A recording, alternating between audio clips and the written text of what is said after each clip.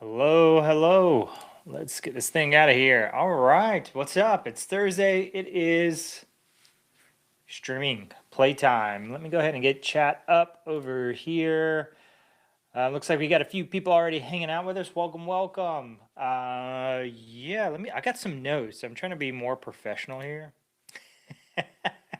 So, yeah, let's start off. What are we doing today? We are going to do what the vote said to do. So we had, I think, 11 votes or 12 votes that came in.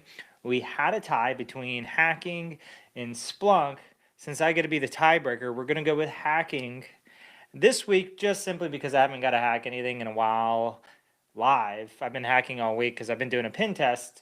But yeah, we're going to do some hacking. I think it's a good perspective for both sides. So we'll have some fun there.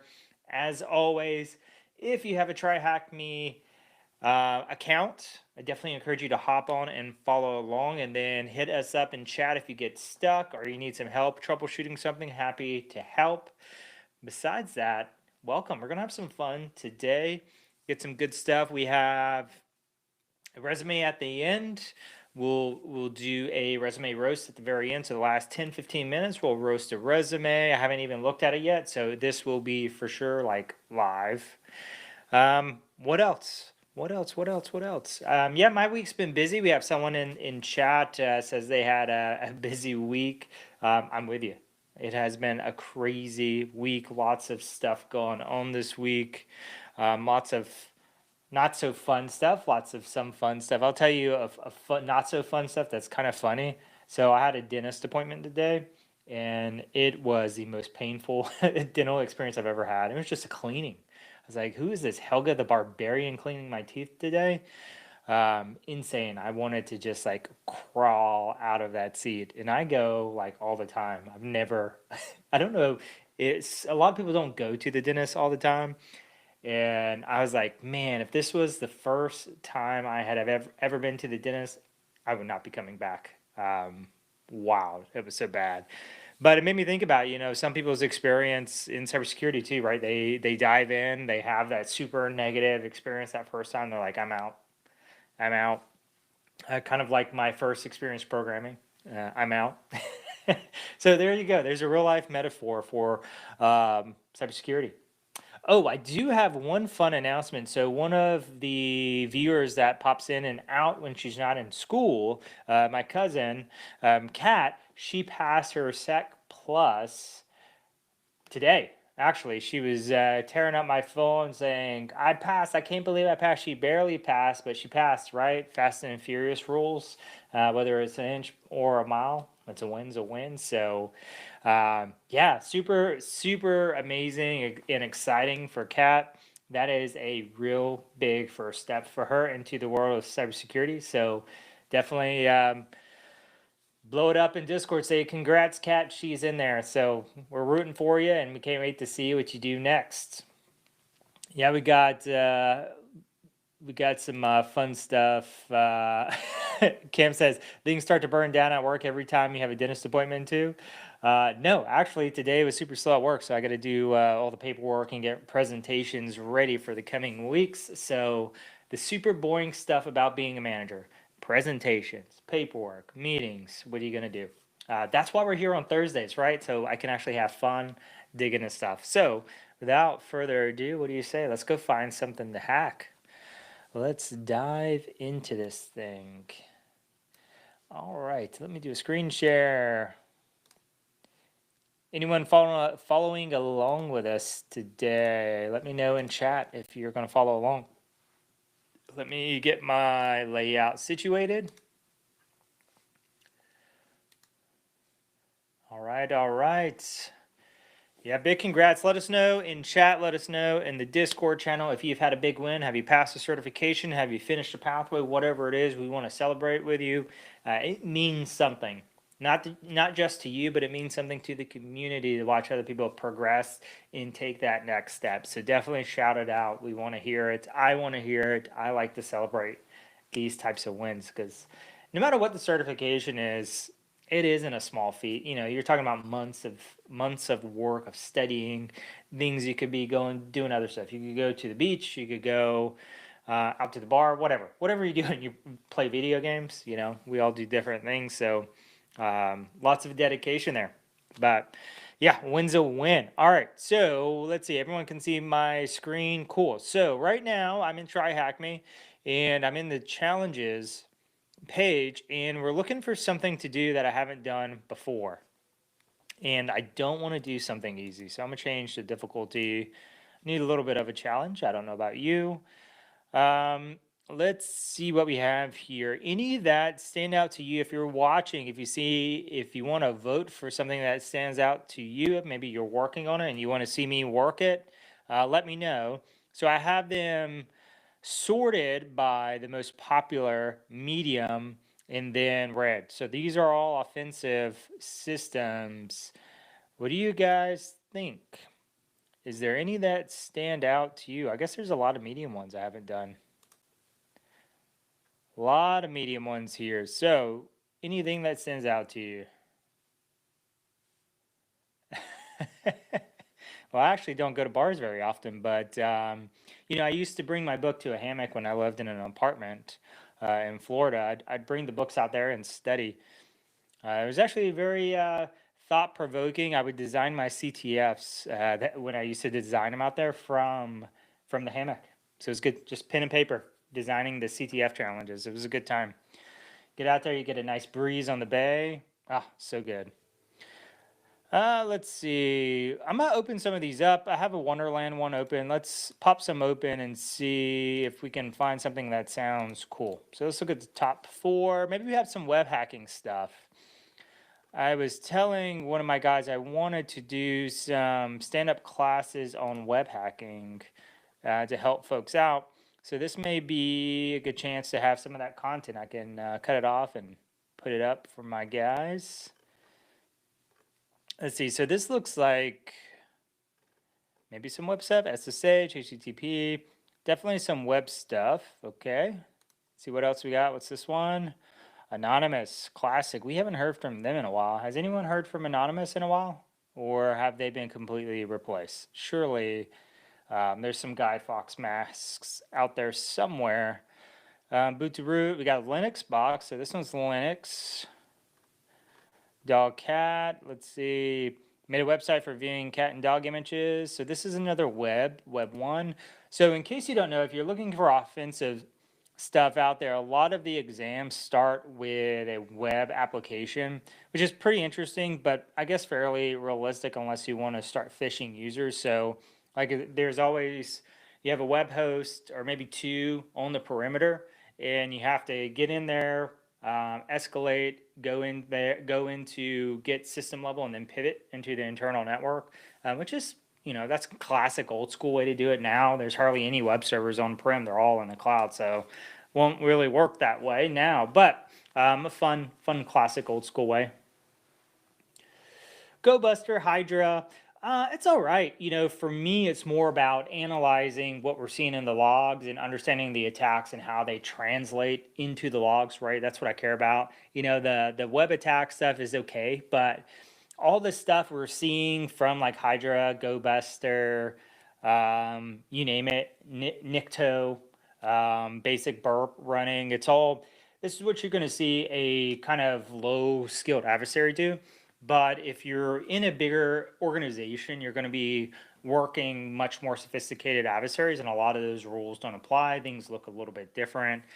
So for me, I want to teach more advanced stuff for them so they can start seeing stuff in the real world. What's going to look like when they work it? But maybe we can do. There's a blog. We could do blog. All right. So, all right, we'll do a vote. We have Wonderland over here. We have blog, dogcat, anonymous, or next sec challenge. I'll give you a few minutes in chat to vote while I chit chat a lot, or a little bit. Yeah, web stuff and how it looks, right? Because a lot of folks, believe it or not, and I've worked in a ton of organizations, it's pretty hard for them to move past the point of, I understand the premise of web attacks, but when they start investigating them and how they actually appear versus what types of logs and visibility the organization actually has, it becomes a very different story. So that's the we'll use a business term. That's the chasm I'm trying to cross, right? Here's the basic understanding. This is what it looks like in the real world. So that's what I'm working on crossing over with my guys. But those are cool tool. I was going to say cool tools. They're tools. They're fun. Pretty basic, good stuff. Hey there, welcome, Adham. So we're voting. If you just popped in, vote on one of these 5 boxes in the browser here, and we'll dive into one of them. So we got Wonderland, Blog, Dogcat, Anonymous, NetSec Challenge. We're going to be hacking stuff today if you're just joining us. We'll give you a few minutes, and then we'll dive into something. But yeah, web stuff is cool. Web stuff is interesting, and it's pretty difficult. Because there's a lot of funky nuances. Same with if you start investigating kernel level attacks, like we're talking about rootkits, we're talking about the bring your own driver. All these things in kernel space are super funky, super odd to look at. So that's another area that is pretty bizarre. Dealer's choice. Cam's like, whatever. I'm down for whatever today, Mike. All right, so we'll go. Today was supposed to be audience choice, not dealer's choice here, Cam. Come on now. Trying to give you a say in the game. All right, we're going to go with blog. Boom, done. And we'll go ahead and start machine. Is anyone in chat following along today? Cam, are you following along, or are you just hanging out on the couch watching me struggle bus today? My cup matches my hat. How about that? All right, so we may, if you don't see his chat, Cam has stated, or Holy Wrenchers has thrown a couple of tools in there. We'll throw some GoBuster, maybe Hydra, depends. I like to use Zap for a lot of stuff. It does this for you. Some folks like Burp. Burp is good for some things, but it's not that great if you start doing a lot of brute forcing. There's throttling that the community edition does that drives me bonkers and slows you down. So Zap works well enough. Holy Wrencher's brain is fried. Well, I took a nap, so I'm good. I had to do that recovery nap post work to get ready for this. Yeah. Okay, so this is actually an interesting one we'll have to do. So there is where we have to add something to our Etsy host file to make it work. So that's cool. So we'll add this really quick. So for those of you who don't know, sometimes whenever we're attacking stuff, we need to add it to our host file so it resolves properly. And we can just simply do that really quick. We'll give this a old tab, and then we'll do vi. Probably need to do sudo. I can't remember. That should be a privilege thing. And we just add it to a new line. So we hit I. And I'm going to talk through this for those who don't hang out in the command line as often as I do. So this is Vim. And yeah, so what I did was hit I when you go in there. Hit I takes you into insert mode. Here at the bottom, it changes the mode. And so that allows us to just post what we need to. And we'll just make it look pretty, line it up, and then we hit escape. Then we shift semicolon, which makes a colon, and then we do WQ, which means right quit. And that's going to take us out. It's going to put it where we want it to go. And now we should theoretically be able to go to blog HTM. This should work. And if we don't do this, we're going to run into issues later on when we start doing enumeration and things like that. It's going to cause a lot of issues. So let's go ahead and close those tabs to the right, out, and let's start playing. Didn't work. It should have worked. Nano, someone says Nano is greater than Vim. I lost a lot of respect for you today, Holy Wrenchers. Sad face. I'm just kidding, just kidding. It should be HTTP. Should resolve. If not, we can go here. It should cause us, there we go. It's resolving now. Okay, beautiful. I was going to be like, I guess I'm a liar. I am a liar. But yeah, to talk about Holy Wrencher's comment here, Nano is greater than Vim. So you have Nano folks, you have Vim folks, and you don't have people that toe the line or go back and forth, except me. I guess I'm one of the rare ones. I'll do it because I don't really care, but I will typically go to Vi first, or Vim. So Vi's the how I type it in. And it's just like different nuances in how you use the tools, but some people like one versus the other. Uh, Tell us, Holy Wrenches, why do you like Nano greater than Vim? Let us know. Let us know. All right, so let's go back here, read the description so we know what we're supposed to do instead of me just going berserk here. And then I'll talk through what I'll do in a web assessment generally, and we'll see if we can't find some flags. So someone made a blog on his home computer and has started working on it, and it's going to be awesome, just like the stream, right? Enumerate this box and find 2 flags that are hiding on it. Billy has some weird things going on his laptop. Can you maneuver around and get what you need? Or will you fall down the rabbit hole? Okay, so we got root.txt, user.txt, pretty common, right? When we're doing a boot to root. Where was user.txt found? What CMS was Billy using? What version of the above CMS was being used? So the CMS stuff is going to come from enumeration more than likely. And then user.txt is likely to be found once we get our initial access on the system. And then when we elevate, we'll get root to text probably. And I say probably because sometimes things just don't work out like they normally work out on here. And because these are made by the community, if I'm not mistaken, a good chunk of them. So you never know what they decided to do. All right, so we have an answer from Holy Rangers. He can never remember all the key shortcuts in Vim, and I rage out. Nano, I can just move around easier. There you go. I remember the shortcuts that I do use. I don't do anything funky, so they're the same. Instead of doing like Control O, Control X to save, I just do colon, right, quit, done deal. All right, I'm going to zoom in because I don't know if everyone can read my screen well. There we go. And I bet this one, it doesn't cross over. Interesting. All right, so we have a couple of things here. I am thinking we're just targeting the web application. So if this was a single system, we would start with some enumeration of the ports, which we can do as well. But this seems like it's going to be a web-focused thing, so we're going to target the web system itself.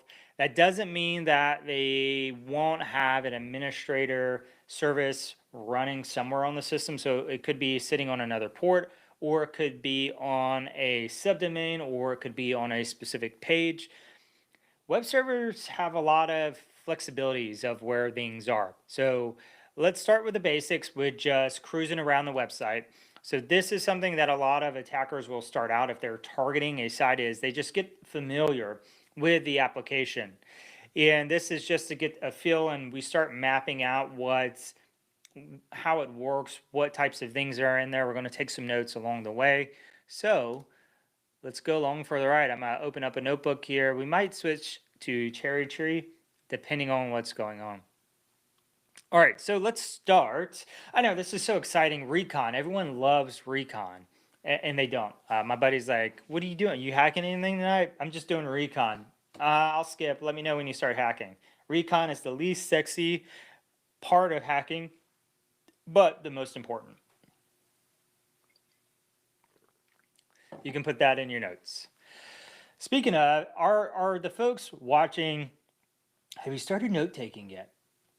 Because you should be, if you're not note-taking yet. Hey, Haram, welcome back. You came on a little bit earlier tonight. Nice to see you. We're doing some hacking, so please follow along if you got your computer with you. All right, so we're looking around. We're just scrolling through, seeing what it looks like. When I see a bunch of content like this, and I think CTF, we may be able to use some of these as part of a word list if we have to do anything. We do see that he's telling us this is WordPress. WordPress is pretty well known for having a lot of vulnerabilities, and they get popped a lot. I've had a WordPress site or two that's been popped, and not because it wasn't locked down. It was just some plugin got popped. They didn't do what they needed to do with the plugin. So now I am so gun shy with plugins. It is the most minimal possible to make sure it works. Yeah, it's nuts. And then I was working with a client a while back, and I was just cruising around on their website to just see what they were doing. It wasn't a client, it was a potential partner.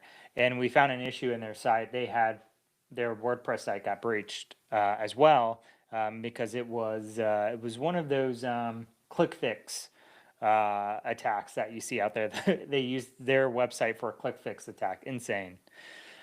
All right, so back to the thing. I'll try to stay on topic. We have a couple of posts here. These are the two that we see up here, I believe. So not a lot of content to dig through. We do have comments. So when I think comments, I think we may be able to do some SQL injection. We may be able to do cross-site scripting, but this is a CTF, so cross-site scripting wouldn't help us escalate our access unless they were automating a user in the background doing stuff, right? Something has to trigger the XSS payload if we do that.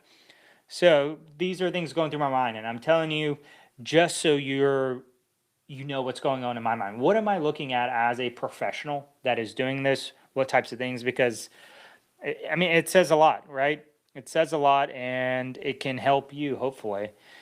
So we have WordPress. This may be our first answer. So what CMS is it using? We'll say Word, in its camel case, I believe. WordPress. Now the question is what version? So there's a couple of different things we can do to get version. So one of the first things I do after clicking around a little bit, so let's open this. Let's open this. We're going to open up some pages. See what we got. Looks like it's downloading some random stuff. WordPress.org. We don't care about that. But we also want to view source. Not DOM. We just want. Are you going to let me? That's so funny. It's not. There's probably a portion of the screen that will allow me to view page source. I mean, I guess we could do inspect. I'd rather look at view page source, but that's okay. Here we go, up here, up top. All right, perfect. So we'll start in the page source because there's usually hints in here. We may see the version number or we'll get it somewhere else, but there may be links in here that are commented out, or we can see links to other pages of this site. We can even see comments. I pen tested a hospital and I got into their internal benefit system because they left the username and password in the comments. So comments sometimes have good information in them. A lot of organizations will scrub them, but not always. But it's a quick little check, so definitely worth the time. I am drinking cereal for breakfast. So it's the evening time, but I'm having cereal. It's a good time. Check it out. All right, you folks probably can't see a thing. It's so tiny. I'm zooming in for you.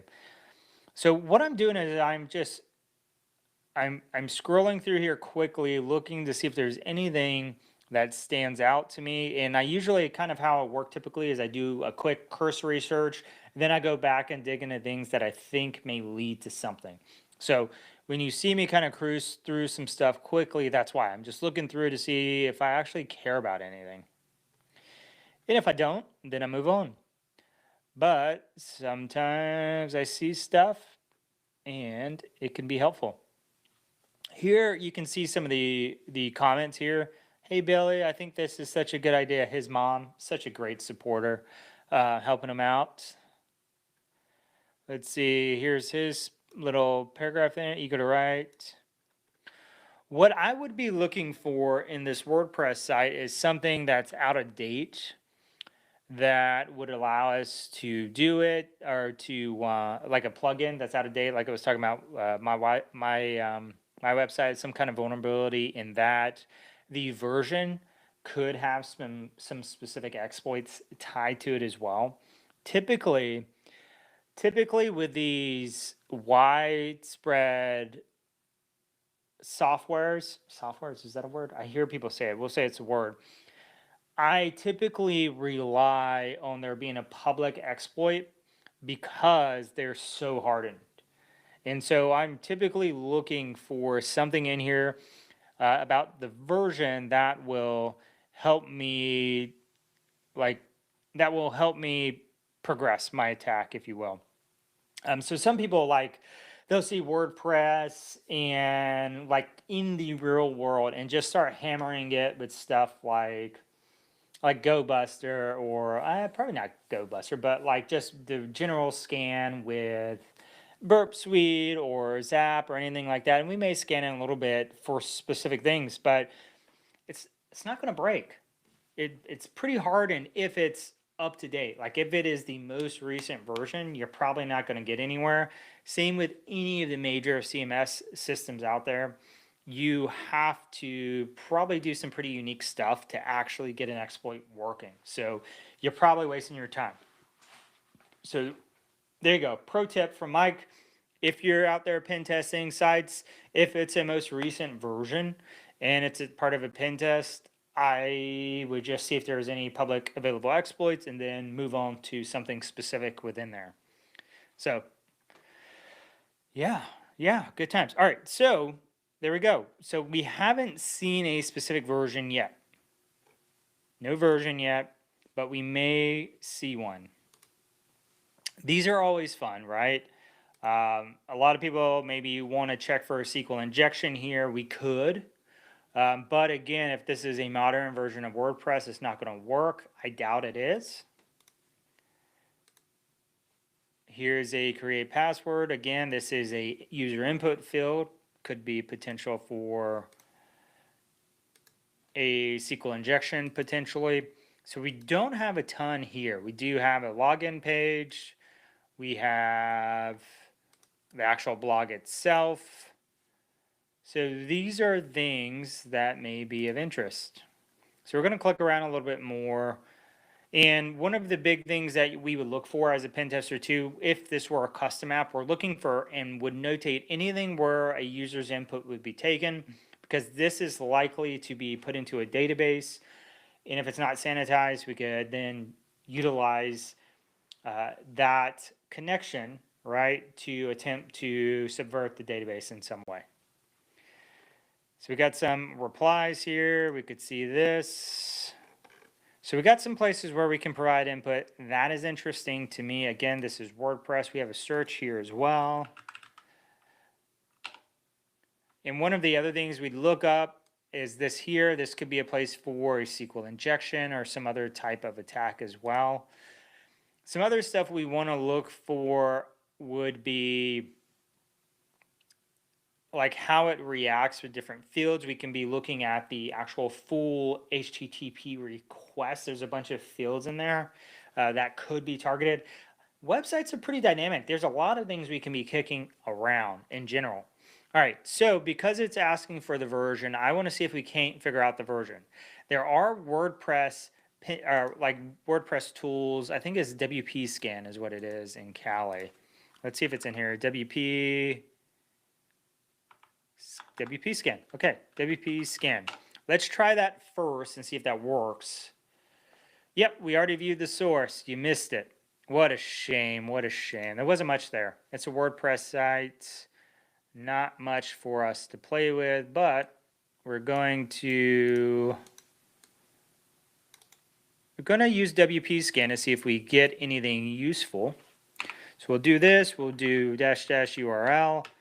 And then it probably needs quotes, and I hate when I accidentally hit keys and I just deleted an H. Man, what a time. What a time to be alive, everyone. I don't remember what the syntax is for this. I was just trying stuff.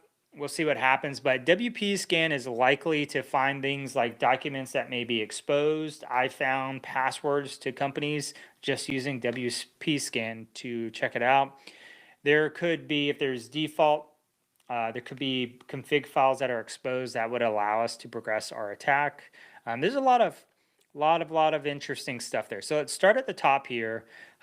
Excuse me. Hopefully everyone can see.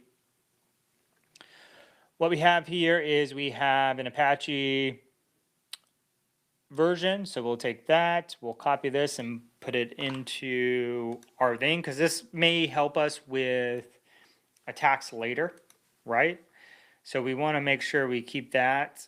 Interesting entries. We have WP admin Ajax. So we may want to look at these as well. Oops. Let's grab these.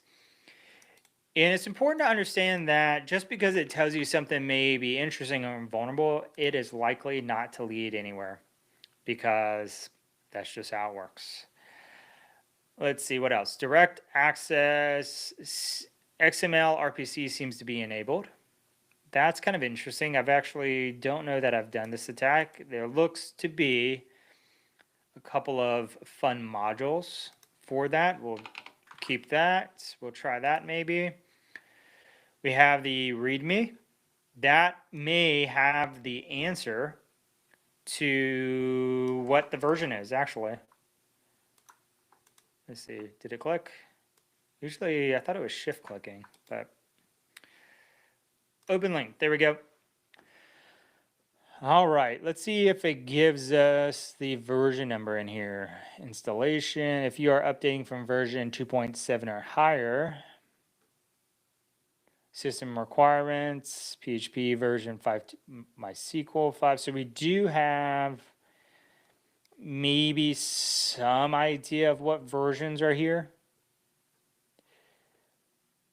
I'm surprised, and it could be in the license, actually. License sometimes has interesting stuff. It'll tell you some things. WordPress, so this is back from 2010. See, version. We're looking to see if it explicitly calls out the version, but I don't know that it does. But we at least have a date up here. So 2011, 2018. So we know it's pretty old. So that's kind of interesting, right? And what else we got here? We have maybe some other stuff in the README that may help us out. I'm looking to see, open, blah, blah, blah, in your browser would take you through the process. Let's see. You have already installed WordPress. To reinstall, please clear your old database. And I'm looking at the view source here too, because sometimes just because it's not on one page doesn't mean it isn't in another. So we check for that reason. And I don't, has anyone seen the version yet in here? I have not seen it, so it's not in that either. Okay, that's fine. This is a link though, so it's something to keep in mind. Is there anything else? Support forums, login page. There is an error, double check your W. This may not be reachable. Let's try it anyways. Let's see if it is reachable. Why not? YOLO. I don't know what directory it's in, but nope, not there. It is likely not to show, but we're trying anyways. Ah, we did find it. So it probably isn't going to be anything here. Nope, didn't think so, because it's a PHP file. It's trying to render what's in the PHP file. All right, another thing we could do, and it's probably going to be could be in Zap, but we can do Wapalizer. Has anyone heard of Wapalizer before? It's a pretty cool tool. Wapalizer, Firefox, there we go. And it's an extension, one of my favorites if I'm trying to enumerate versions of web applications. So this is going to help us with the plugins and whatnot.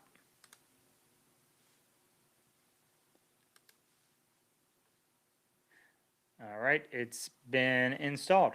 Okay, I don't know if I need to reopen anything, but what we can do now is go here, and then we should we should be able to see different versions. So for those of you who don't know, this is what I was talking about. So it's showing us the technologies. It could be plugins, it could be whatever. And this will slightly update as we go to different pages, right? And I say that, and most people don't realize that certain plugins and tools may exist in only specific sections of a website. And even subdomains could be different technologies, could be different servers.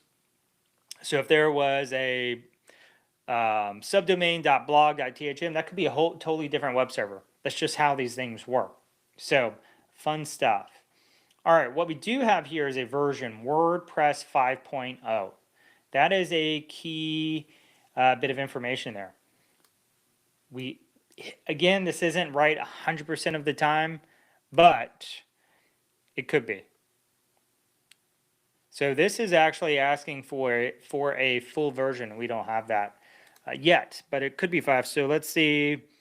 We are going to look up proof of concepts. So these could be public available exploits that a real attacker may use. So we'll just say WordPress 5 exploits. We'll see what comes out. And this is a good one. Anytime you see exploit database, that's a good one to look at. WordPress crop image upload. This is a fun one. So it looks like there is some stuff that may be exploitable. Cool. And I just scroll through here a little bit. So typically this is a big one. And then if there's someone that has a blog article on it, that could be a good thing to read and look at. And then typically what else I will do, I'll just type in GitHub, because there should be Git repos that have these as well. And typically they'll just post them. Like, we don't really care about the cross-site scripting, not at the moment. There's no reason for me to lean into that one, but it is an option. Up here with AI, it could tell us WordPress 5.1, this has a different vulnerability. So key here for you, if you're learning how to hack, versions, subversions, minor versions mean something. And what I mean by that is these are all different things. So 5.0.0 could be vulnerable to totally different things than 5.0.1. So specific versioning absolutely matters. Absolutely matters. So ours says 5. So that could be 5.0, 5.01. It could be 5.2.3. Those are all WordPress version 5s. We still don't know exactly what we have yet. So something to keep in mind. All right, let's keep looking at our results and see if we have anything here. So we have found a few things that are interesting. We also have this. So this could be where he uploads files. I have found some fun stuff in here as well. So let's take a peek. And this looks to be just like content from his, like when he was talking with his mom or whatever. So it's 5, 6. Let's go to 20, 5, 6. Let's go to 26, 2. So don't see anything of interest in here. Sad face. So nothing in there, but if we get to the point where we can upload content, we may be able to execute it by navigating in here and clicking it. Like if we uploaded a PHP file, we may be able to get a web shell, just because we now know where certain content is uploaded. That is actually, a lot of people don't realize this, but file uploads are great. Great, you can get whatever file you want on the system under some circumstances. However, finding where it is actually stored on the web server, totally different ballgame. That's a hard part. All right, so nothing here, but it's interesting. Let's put this in our notes because this may be something we want to come to or come back to later. So we'll keep that in our notes. Let's keep chugging along here. We have, let's see, blog, readme, content uploads. External WP cron seems to be enabled. I don't know what that is. I don't know what a cron is, but we can look at it and see what it is, potentially. And this may be something you play with, right? This may be something you can target. I don't know. don't know at the moment, so we're just looking. So we also have WordPress version 5.0 identified. So we do have 5.0. So that's interesting. Yeah, schedule tasks. I just don't understand how we would interact with it, or why they do it there versus on the back end, right? Because we did see it's Linux, and I would expect it to use an operating system side cron job versus a web server specific cron job. But it's whatever. I don't know. But thank you for calling that out, Holy Rangers. So we'll grab this for later. Maybe it does come into play. I don't know, but we'll see. We will see. Let's see what else we have. THM feed. We looked at that. We looked at that. So we have the theme. Sometimes there are vulnerabilities in themes. Like this one saying the theme is out of date. And we may be able to find a vulnerability specific for this theme. So that's interesting. So this may be something we can target later. And I just want this a little bit. I don't need all that other stuff. So we'll put it here. And again, we're in a reconnaissance phase, folks. We're just looking to find something that works. A lot of people just, they just start hammering the web application, just going in on it. I spend a lot of time doing reconnaissance. A lot of bug bounty hunters do that. A lot of pen testers do that. You spend more time narrowing your scope, right? If you're just hitting everything and you're doing it in an unsophisticated way, an untargeted way, you could waste so much time. It's not even funny. Yeah, I mean, feel free to look it up and see what it is. What is it right there? So wp-cron.php. I'd be curious to see what it is. You can teach me something today, Holy Rangers. All right. Let's keep chugging along, see if he looks it up for us. I'm being a little lazy, but no, I'll look it up in a second. Let's see. All right, so that's pretty much it. So we have a handful of things here. We haven't looked at the robots.txt. This is a pretty classic check that a lot of people do. And we just go here, robots.txt. We look at it, we see what's there. And a lot of times the idea is that people put stuff here that they don't want to be indexed in robots.txt. So it's worth looking at because they don't want it indexed. You know, sometimes there's stuff, especially in CTFs, there's good stuff in there. Sometimes they're not, but that's okay. So down here, I think we can put our answer in. Should be 5.0. We'll give it a second. There we go. We got that answer. So now we have answer 2 out of the 5. We can go home. We're all done. We're done for the day. No, I'm kidding. So now we need to get a foothold somewhere. So we did see this. This looks extra promising now. We have a couple of options. We can use this RCE the way it is, or we can probably maybe find one in Metasploit. Or, because I think we probably have to generate a payload of some sort for this. So we can give it a go to see if it works, but we may need to do some additional work. Let's say it could be a JPG image, but there is some modifications first. Image is this. Place the image in the same directory as this exploit. Inject the PHP payload via exif tool. Oh, that's cool. So they're saying to inject the payload like this. That's cool. Maybe we try that. Okay, so I say first we try to do this in Metasploit, do it an easy way. And then maybe we do this the manual way so we can look and check things out. Although it looks like it's asking for a username and password here, which means we may need to guess username and password first. And WordPress theme. So we do need the theme here. So it's interesting. All right, so let's spin up Metasploit sudo su and MSF console.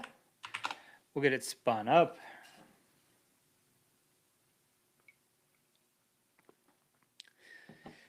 All right.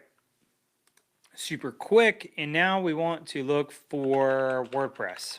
So we're looking for WordPress 5 specifically. There's 187 options here. That's quite a bit. And we'll start at the top here. I'm going to make this a little bit bigger. A little bit bigger. Do it again. It's still super big. All right. Now we're looking for something that is specific. We could look, and the reason why I'm not being a little bit more targeted than I should is because I want to talk through what we're looking for when we're looking in Metasploit here. So hopefully this helps some folks who haven't done a ton of Metasploit work. This is still a pretty common tool. I use Metasploit to some degree, even in normal pen tests in the real world, or I'll use custom infrastructure. So, hey, my hype man fitness, what's up? Yeah, so it's still a good tool. You just won't be able to use the payloads in the real world. The payloads will get caught, hands down, super easy. I think everyone's grandma can identify a Metasploit payload at this point. But there's some good exploits in there. In very specific circumstances, it can be useful. And as long as you're not trying to do an interpreter payload, you may be able to get a shell of some sorts. All right, so let's see if we can find some other stuff here. So this looks like that PHP RPC thing we saw earlier. So that is still an option on the table. And we're looking at trying to eliminate some of the options on the table and narrow our focus down just a little bit. Here's a WordPress thing. It's a login enum. We don't really care. We found the login. What we really want to see are these exploits. We're looking for a Metasploit, exploit. When we see DOS, we really don't care as a pen tester or security professional for the most part.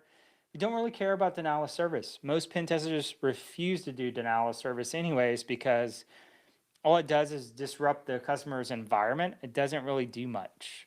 We can just say, hey, just patch this because there's a denial of service and that's it. You're good. Let's see what else we have here. Content injection. We're almost done with it. Simple backdoor file upload. We have another DOS. We don't care about DOS. So denial of service for those of you who haven't heard of DOS. Welcome. If you're just joining us, we are hacking a Try Hack Me box called Blog. And it is a web focused challenge. So if you've been wanting to learn about web stuff, this is your chance to do so. Feel free to comment with all these other cool people like Fitness and Holy Wrench and Harem, all keeping us hyped, keeping us energized at the end of a long, long work day. Very much needed. I appreciate you guys. I appreciate you very much. All right, let's see. So we're looking through here still. I don't know that I've seen what were the WordPress specific exploit that I was expecting is probably in here and we just scrolled a little too fast. So we could probably, here's another RPC one. We could probably search for it specifically and that may help. Okay. So what we can do is do something like WordPress 5.0 Metasploit. We could do a search like that. And we may see like a Rapid 7. This is this one. Pretty sure this is the one we already looked at. WP crop RCE. So that might be the one. So that's it right there. So this may or may not be in here. We can check. So we can say search crop. Here it is right here. So we can say use 6. Now the issue is whether or not we need to have authentication. So there are different types of exploits. We have unauthenticated exploits. We have authenticated exploits. And the difference is authenticated exploits means we have to get credentials first before we can use them. We can't do an authenticated exploit if we don't have access yet. So there are different types. If this is unauthenticated, sweet, we're good to go. But if we have to get authentication, we need to figure that piece of the pie out before we can launch the exploit, which is going to make this a little bit more difficult. I don't expect for this to work without some other type of stuff. So let's show options. User word name to authenticate with. So it is asking for a password. So we do need to have a password to do this. So we can't use this exploit right now. This is why we do enumeration. This looks like a perfect fit for this host if we had credentials. If we had a username and password, it would work. We do not have that. So we have two choices at this point. Either we focus our attention on getting a username and password, or we focus on finding another exploit that's going to help us get to the point where we can log in or create a user account that we can then leverage. So a couple different options there, right? So with that, let's take a short drink break. All right, how are you doing today, fitness? You doing good? You having a good day? Good week so far? Are we out delivering stuff? Are we kicking our legs up, taking a breather for a change? You hardworking guy, you. All right, while fitness is potentially responding back, we'll hack some stuff. So we have, what I'm going to do is go ahead and capture this. We know this is almost for sure a possibility. Let's see, authenticated, auth attack. And I'm going to just put that note here so we can come back to it later. We know we can use this later potentially. Now we need to look at pingback API. So let's see, found direct access, RPC seems enabled. This is a scanner. Pingback access. I don't know what these do. So let's see if we can look it up and see about it. I'm trying to find what would be interesting, right? I want to learn more about this. I wish it had told us more. Let's see, XML, RPC attacks. Let's see if we can find some information on this. And then we'll say WordPress attacks. Some people are going to like jump right in and just hitting it. But what are you going to do? You're going to hit it and nothing's going to happen because you didn't understand it? We are here to learn and understand what we're doing and do it intentionally, right? There's this whole thing about living with intention. We are hacking with intention. We're doing cybersecurity with intention. Hop on the intention train with us, folks. DDoS vulnerability exploit interface can be used to scan for and exploit existing vulnerabilities on a site. Interesting. This can be used to reveal the real IP address of a server that is hidden behind Cloudflare. Okay, that doesn't really help us here.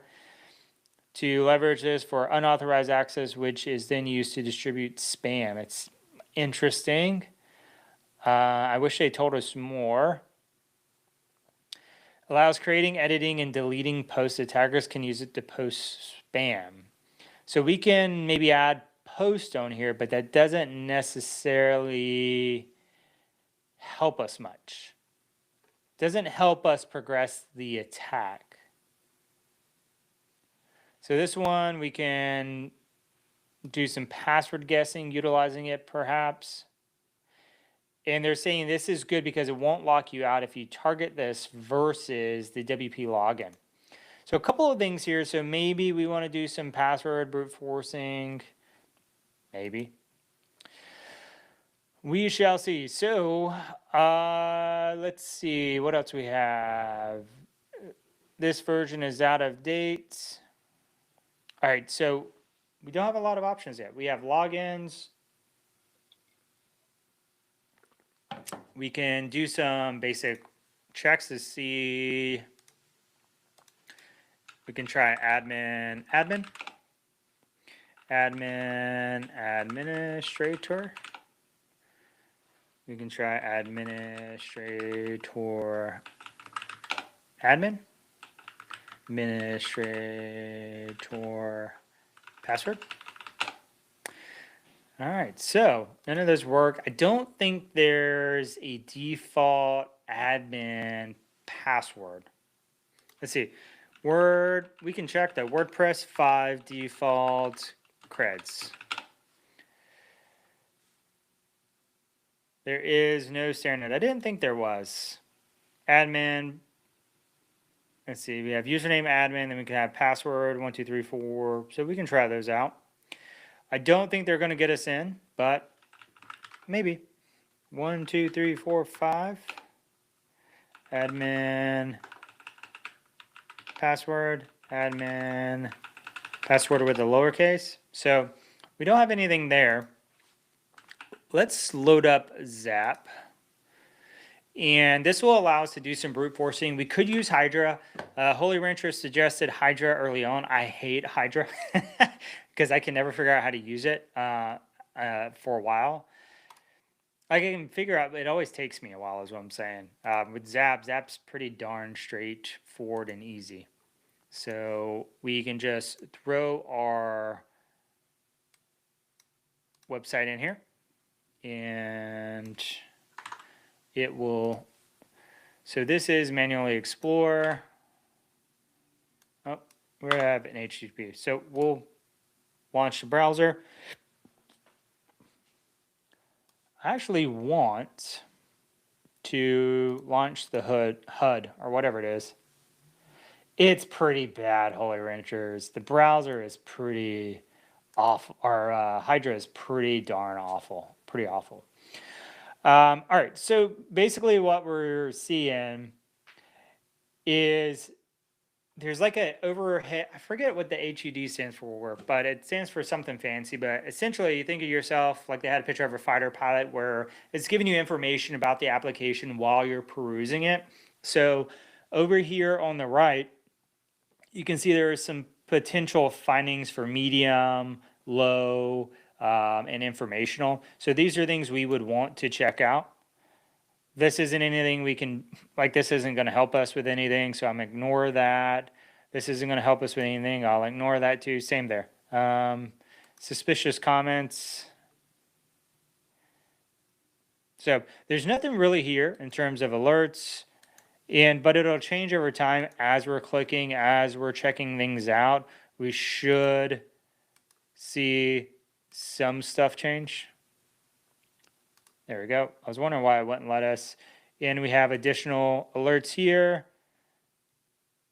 Nothing potentially or particularly useful to us, which is fine, right? I wasn't expecting much. And just to give you a quick overview of this, we have sites.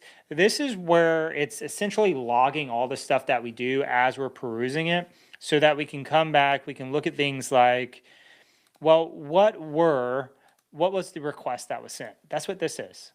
What was the response? What came back from the web server? That's what this is. So there's a lot of really, really cool stuff here. These are all your headers. These are things that we would manipulate. If we wanted to resend, we wanted to play with stuff, we can manipulate them here before we send them on. So it's really good stuff here. And so typically as one of the next steps, we look through here to see if there's anything interesting in these. WP includes probably wouldn't be anything particularly useful. Maybe nothing here, but this may be something we target eventually. Probably not much in the CSS here, but we do have the map here. Now, one of the things we could do is that we could go to the login page and attempt to log in and see what that looks like. So we can do that in the little display here, right? We're here, so we can say admin, and we should see a request show up in WAP for us, or Zap. I said WAP, jeez. That's a song, not a security tool. All right. So let's look at this some more. So down here is the data portion of the request. So we have a post request, right? We have all these headers. That's what we see here. These are all the headers. And then down here at the bottom is the data. And so this is another area that we can manipulate is the data. And so if we wanted to do a brute force attack, we could say, hey, I want to send different usernames here. I want to send different passwords here and see if we get different responses. So that is definitely something we could do. And we can do that with the fuzz right here where we say, we're going to move all these and we can say we want to add that.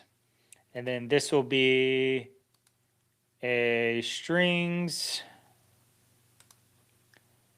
And then we could add stuff like, or we just say, hey, we just leave it with admin and we don't want to do anything with it. Or we can say we want a specific file list. So we can pull down files. There are a lot of really good ones out there that have usernames, passwords, things like that. And we can use that and spray that here if we wanted to. So what, I thought there was a list in here saved. I thought there was. There's numbers, file fuzzer, file, script, screen. Okay, so we're actually going to leave admin there. And this one we may do. And we're going to add this. There's going to be a string list, but first I think it's called sec list. Let's see, WordPress, common WordPress passwords. And let's see, insecure WP admin passwords check. Let's see if they give us a list. If they give us a list, we can pull it. And how big is this list? Oh, it's not that bad. All right, we'll pull this down and we'll use this list. How about that? Or we can actually just copy it and throw it in Zap right here. Boom. Add. Okay, so now essentially we didn't touch the username. All we're going to do is have it try all those passwords we selected for the password field and let it rock and roll. So we'll hit go and it's moving pretty fast. If you use Burp Suite, it would not go this fast. Not if you use the public version. In this case, it went super, super quick. Now, chat, the big thing we want to pay attention to is when something is different in either our response, our RTT, a reason, something in here that's different than the rest, that means we have the correct password, okay? As you can tell, all of them are 200 okay. Most people would think, well, we're going to get a 400 or a 404 or something like that, and then we'll get a 200 when it's true. No, that's not the case. But our byte size and our response or our response body may be different. Maybe. And as you can see, we have a couple of different ones that are slightly different in size, but there's an error because the password field's empty. So we're looking for things that stand out. Doesn't mean all of these that stand out are different. We're just looking for different. Now, we can do this a lot easier than I was doing a second ago because I'm just looking to see, invalid username. Because right here, we can change and rotate through the size. And we're looking for something that's significantly different. Same here. If one byte is different, it's probably not going to be correct. And that's fine. And sometimes too, here with the millisecond response time, we want it to be significantly different. It could be way faster, could be way slower. Same with if you're trying out usernames, one of the tricks are that the response time is slower because if it's a true one, it's actually then going to try the credentials. But if it's the username is not correct, then it's a lot faster return time because it just checked the username, said it's wrong, and then it returned the result. I know that's confusing, but that's why we're here today. That's why we're looking at web stuff. There's so much to it. That's why I want to teach it to my folks because it is so unique, such a unique thing, such a unique technology, although people think it's pretty simple. All right, the problem is I need to make some progress because we have less than an hour to go, and I'm running my mouth way too much. All right, let's get hype. Let's do this. Let's see what we can find here. We need to get either something that's going to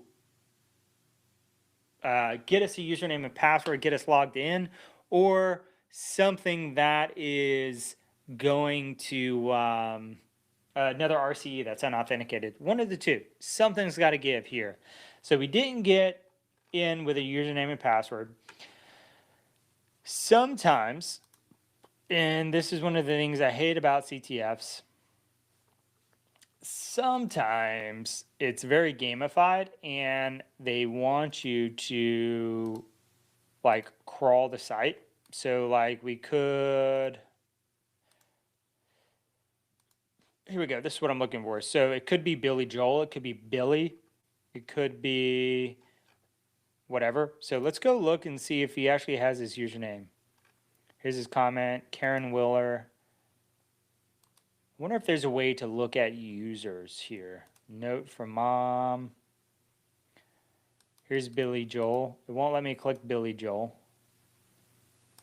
Post by author. Oh, thanks, mom. Huh, it won't let me click Billy. But surely, let's see if we can find Billy. Billy, Billy, Billy, Billy, where are you? Billy Joel on a note from mom. So we don't have a ton here. It's just a note from mom. Let's see, here we go. It won't let us click his name because I was going to say maybe that's a user account or that's a username. So we could try that instead of admin. As long as we have an account, we may be able to do the attack. I didn't see if it was, we needed to have elevated privileges or not. I don't know. I don't know, people. I don't know. Let's see. I wonder if this will let me, new fuzzer. I wanted to just copy this one, but I don't see how to do that. That's okay. We'll do this one. We'll do attack. We'll do fuzz. What we're going to do is change this to Billy.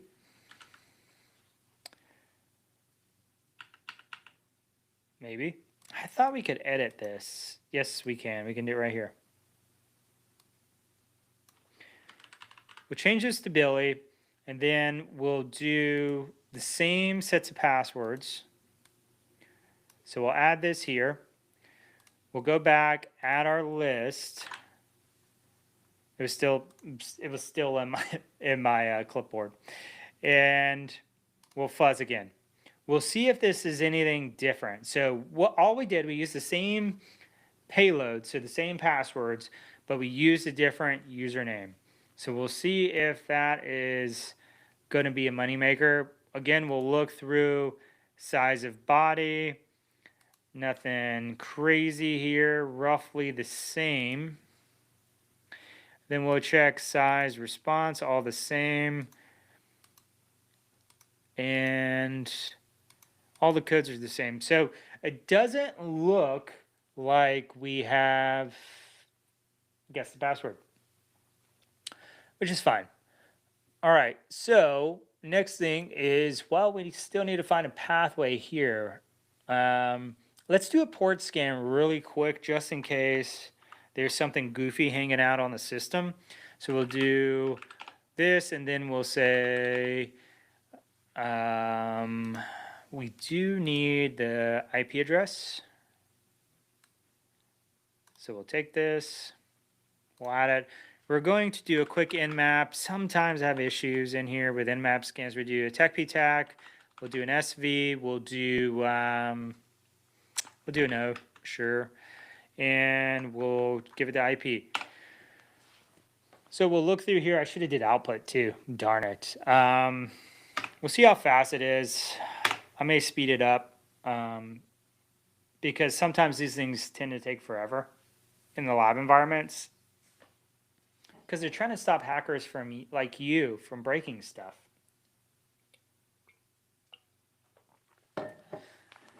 But that's okay. We'll move faster if we need to. Might be stopping. All right. Enumerate this box and find 3 flags. All right. So what else we can do is we can do a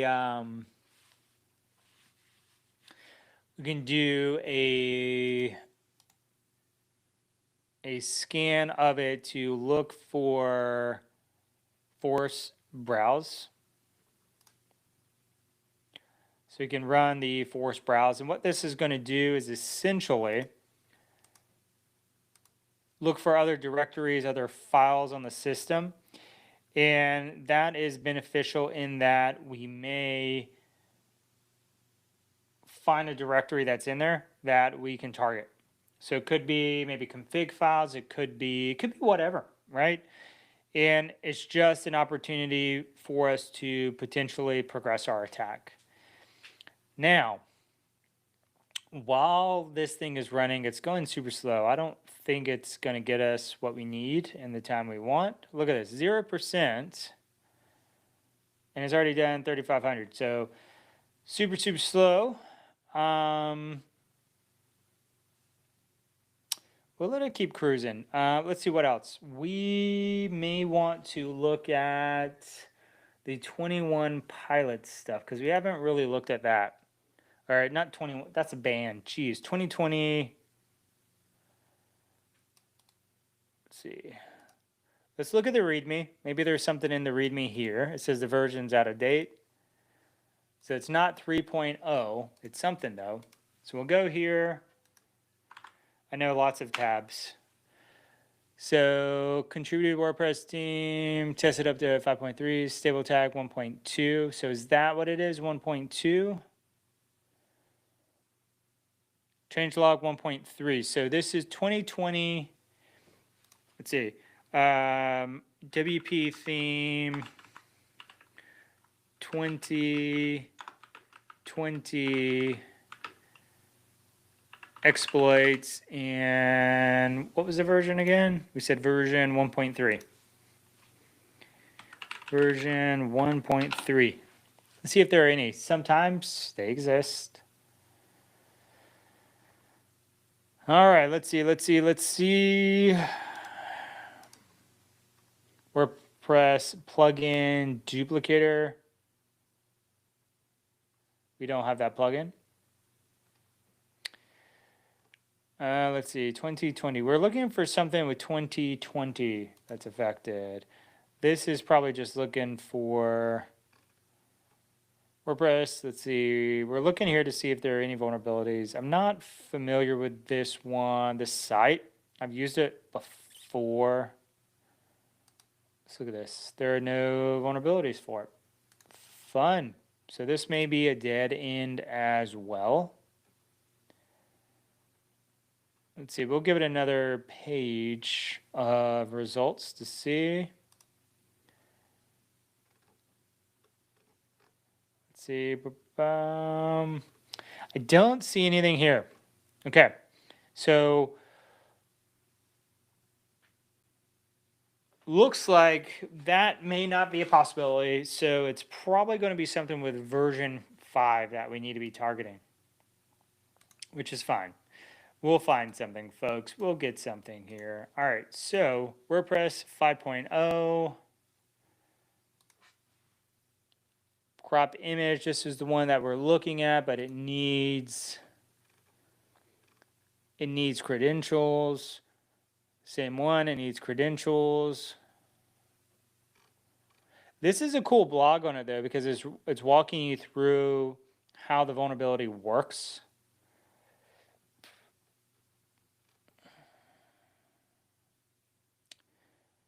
And look, it does end up in uploads. Yeah, we have it running for directories right now, Holy Ranchers. Right here. It's rocking and rolling, but it's going to take quite some time. Let's actually change this because this is kind of annoying. It's going to take too long. Let's do force browse. So we did that one. We can browse directories, see if it comes back with anything, but it's WordPress and it's probably going to show us a bunch of junk. Sadly. Sadly going to show us a bunch of junk. That's fine. All right. Let's see what else we have. We have this running. Oh, it's done. Cool. So we do have Samba working. We have SSH. So these are additional things we can target. Let's do some playing with this real quick. This may be a pathway in. There may be an open share, perhaps. So let's go ahead. We'll do the old enum for Linux.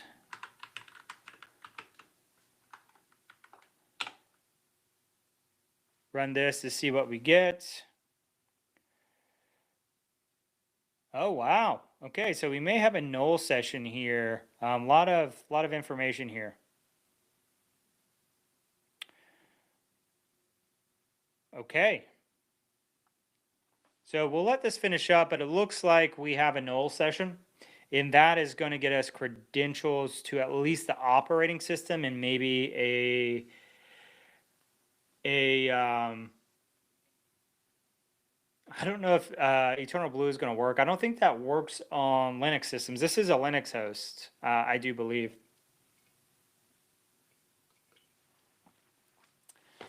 That's a hope and a prayer there, Eternal Blue, but this is an old system. It may work. I don't think so, but it may. Oh, we do have an open share. Look at this. We have the ability to read Billy SMB. All right, so what we can do is turn this off because I think this is just going to be not useful. And what we want is we now need to do, no, you're good. So for those of you who don't know, Eternal Blue is a fun old school. You can thank the NSA for Eternal Blue. I believe that came from their exposed kit. And it is like instant system owning if it's out there. I have used it. Did I use it this year? I used it last year in a legitimately real environment. So it is still out there. Holy Rancher jokes, but you can still find it out there in some environments. That's the crazy part. So now we need to access the SMB share, so we can do a couple of different things. So I'm going to show you how to do it because my brain's not working anyway, so I'm going to ask Google. So we want SMB clients. We'll do, SMB client syntax, because I always forget. And this is our normal tool. So we'll take this, copy it.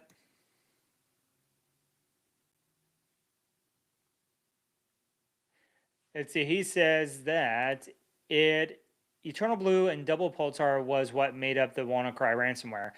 Yeah, it did definitely utilize it, but it wasn't created for WannaCry. I think they just borrowed it, like a lot of the other ransomware out there. They just utilize whatever works. So it's a good time is what it is. All right, so now I need the IP address. We'll get that from here. So I am just going to add this here. And username, let's see, I forget what the null session is for this one. There's a specific way to do a null session in SMB client. I think it's like -n or something like that. Let's see.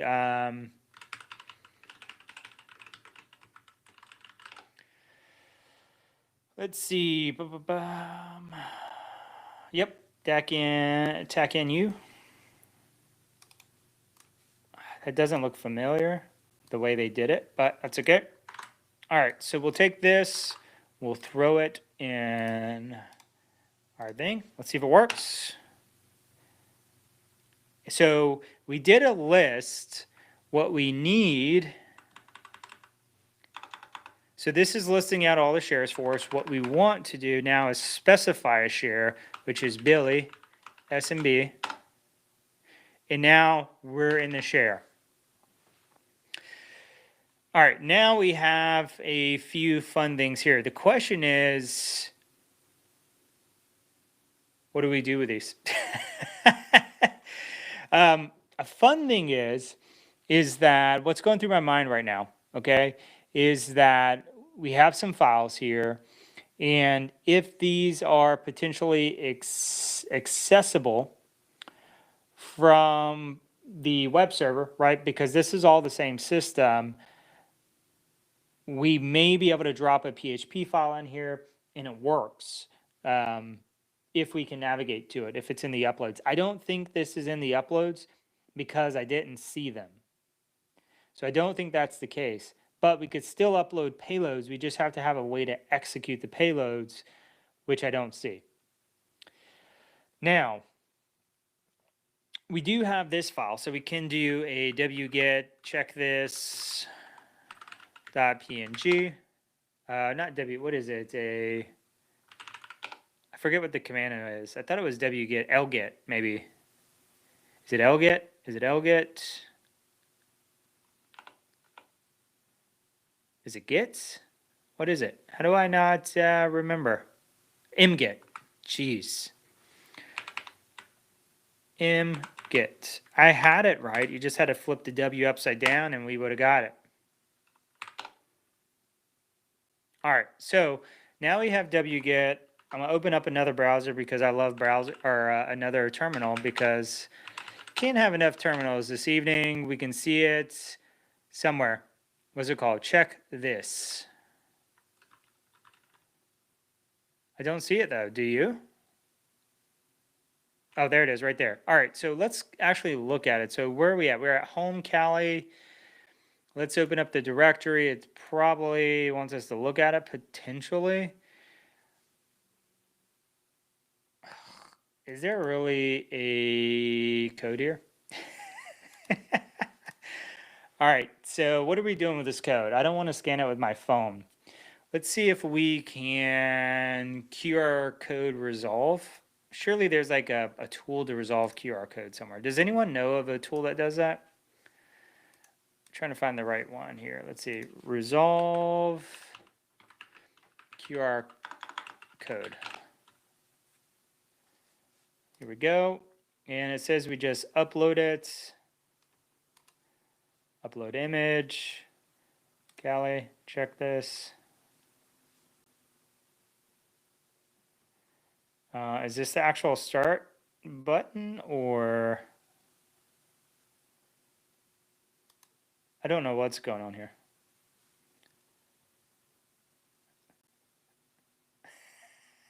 What is going on here? We didn't start the fire, Billy Joel. Nice. So that's fun. Thanks, Billy Joel. Okay, so the question is, what is this guy doing to us here? Maybe they're, any suggestions here? I was going to say maybe there's some stuff inside of it. Maybe there's a lot of options here, but I think we navigated to it correctly. Question is, what is it? Like what? So we have that. We have we have a rabbit. We have an MP4. What's going on here? Right? What are we doing with this? And I'm trying to think of how to leverage this access. So we have SMB access here. We have a handful of shares. Can't do anything with this printer share. We can't do anything with IPC probably. So we definitely only have this one. But we did have enum for Linux doing its thing. Let's see if anything came out of it. So nobody, none, group, users, account operators, administrator, B Joel.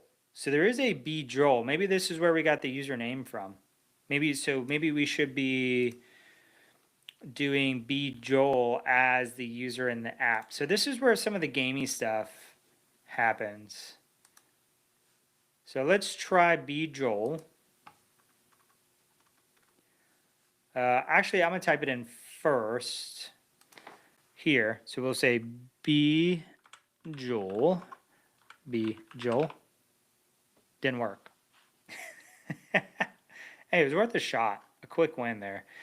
Let's see what else we have.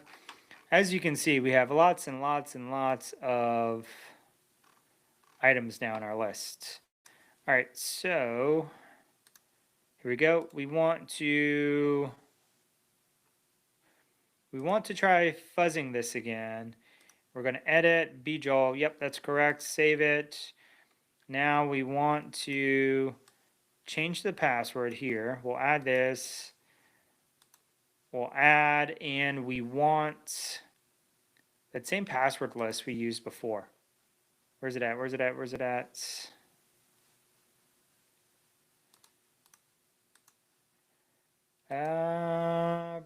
Did I exit out of it? That sucks. Okay, let's see. WP passwords. Here we go. And we will copy these again. We'll try these. And the reason I'm doing it again is because we have a username, so we're closer than we were before. And if it works, it's a very, very easy win for us to move forward, right, and progress our attack, because we absolutely need a path forward here. Problem is, we're not getting something that's useful. Sad face. Okay, maybe the code's different. Nope. So we still don't have a password that works. Sad face. Let's see what else. 827.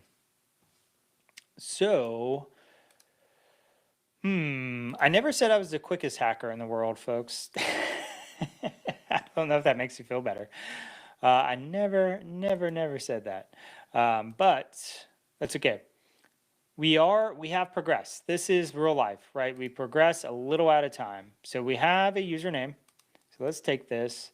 This could let us into SSH. We could use Hydra for that. And I'm going to put this here.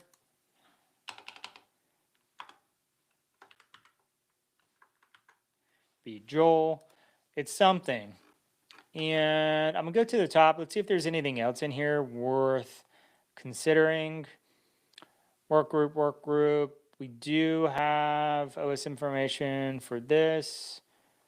Cool. See this, nothing interesting thus far. We do have passwords. Minimum length is 5. So if we're doing password guessing, that is going to help us figure out the minimum length we should consider. Lockout account duration is 30. Lockout threshold is none. So if you see this in an attack, this means you can guess all day. Nothing's going to be locked out at all. So we can, we could use Hydra, and we could attempt to do some password brute forcing, and it's not going to hurt anything. That's what that means.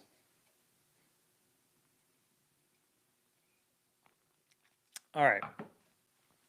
So I'm trying to think where we want to go at this point. We have a user, we have a share, we have an old WordPress system. We know very likely that we have an exploit that works, but we need to get user access somewhere. We could do that. We could do cool. That's one of the things in my mind I thought about earlier. I was like, watch this thing be like cool. Like you have to use these because it never works in the real world. Never at all. But we can try cool and then use it as a word list. So what it is, for those of you who haven't seen it before, is that it will produce a word list. Then you can take this word list and use it for password guessing. So what we'll do is we'll go ahead and do it. We'll give it a try. It shouldn't take very long. And we will just take this and then we'll come over here.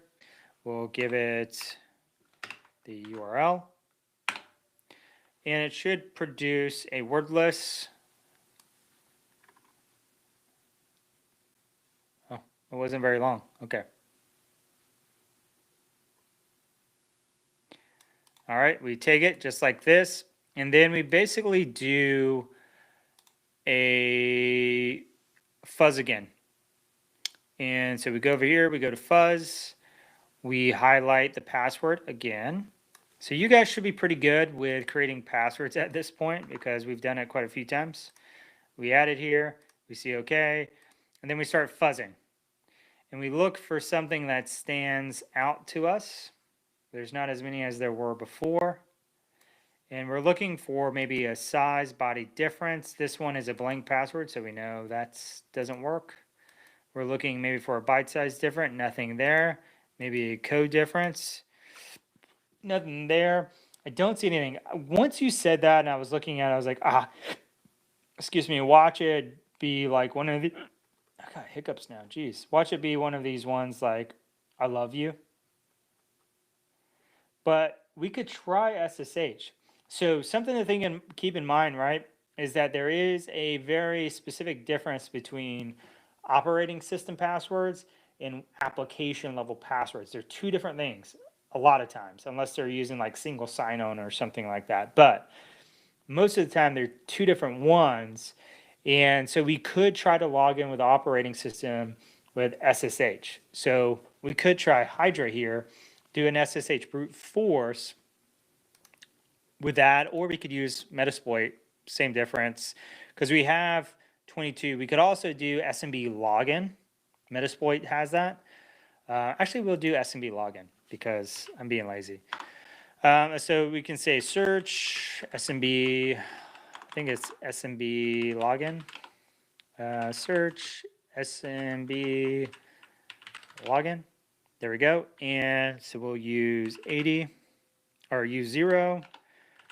Show options. We'll set, so we'll create a wordless first over here. We'll say vi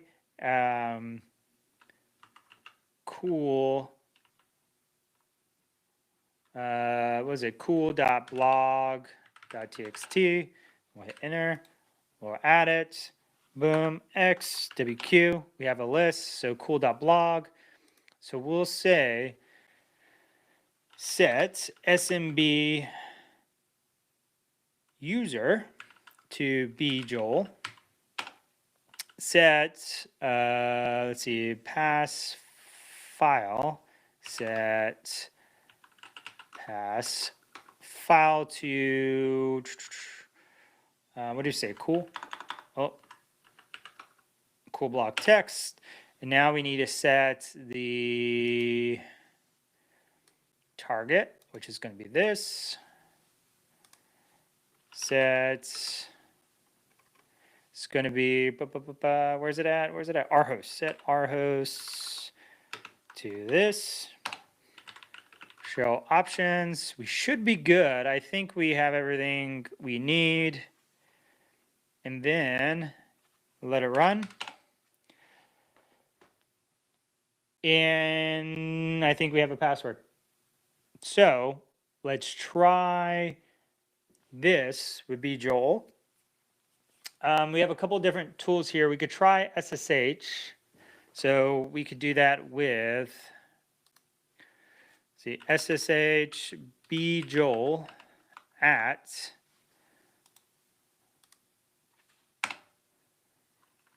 yes, enter. Ooh, didn't like that. So SSH may not be the same password anyway, so we could do, I'm trying to think if in packet psexec will work because it's a Linux system. It's throwing me off. But we do have some other options. So we could try one of the Impacket versions. We could try to just use SMB client again and see if anything else lists. So actually, let's do SMB client. So we'll go exit.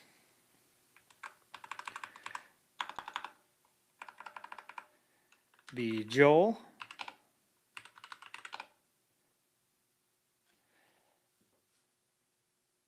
So it worked. It still listed it, but it didn't give us anything new.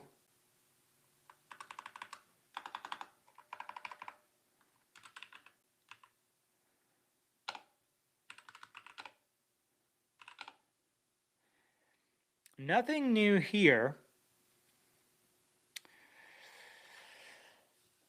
We can't access, so we do know the password works. We know it doesn't work on SSH, which potentially makes sense. Potentially makes sense. I'm not saying that 100% makes sense because it's kind of annoying. You would think it would work. Just enter, right? Be Joel enter.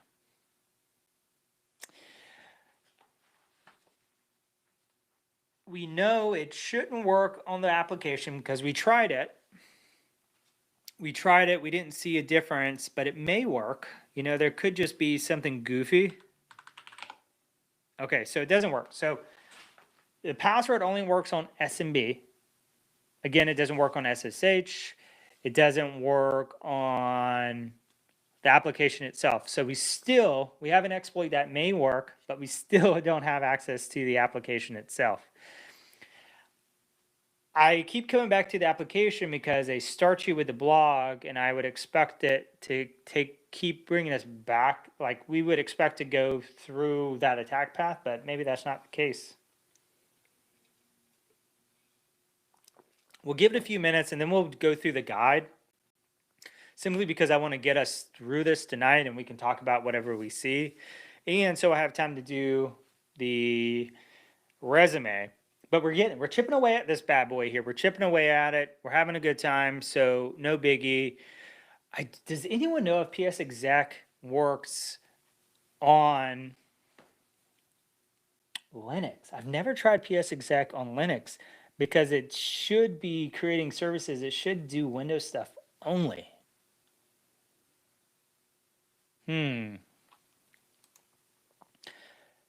Port 80, 1335. We have this access. Maybe he just doesn't, maybe he's not authorized for SSH access. But we should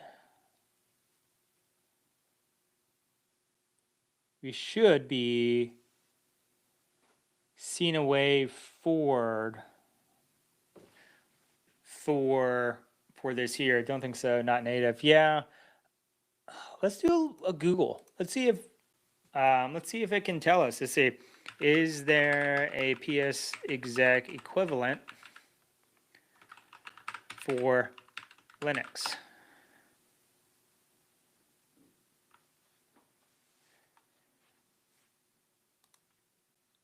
So let's see. It's saying SSH, blah, blah, blah. Let's see. Let me try it. Is there a PS equivalent? Yeah, but Impacket is still for Windows systems, and I don't think it's going to work. We can try it, but I don't think it's going to work. Let's see.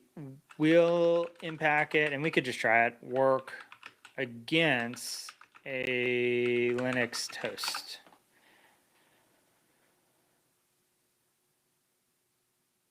Yeah, I didn't think so. SSH, Ansible, SSH pass. If you specifically need to provide a pass, provide command line similar to PSXP, What the heck is SSH pass? Has anyone heard of SSH pass? I have not. Let's see, SSH pass Linux is a Linux utility that enables non-interactive form authentication for SSH and related commands. The problem is it won't work if it's SSH because we've already tried the credentials in SSH. It's using the same protocol. Therefore, it shouldn't work, and we have to find a different way. That's the problem. But maybe there's some additional information from, dang. I'm looking at the time. I'm like, dang, I don't want to cheat yet. Let's see. Enum for Linux Tech U B Joel. How do I provide? We'll try this real quick. Let's see, S. So we want K. How do I provide a password though?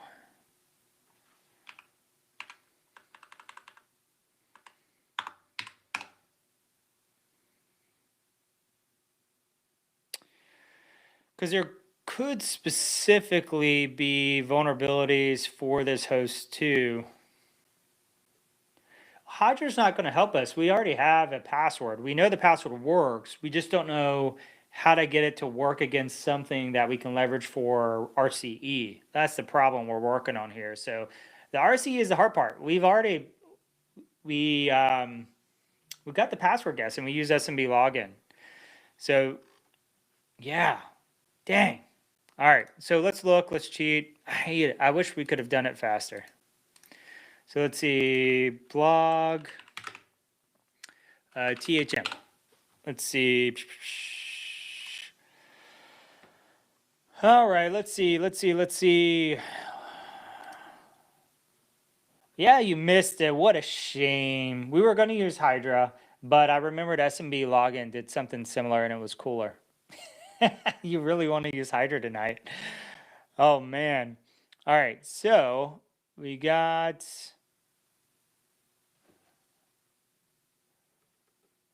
Let's see what we got here. We found all this stuff. Found it all.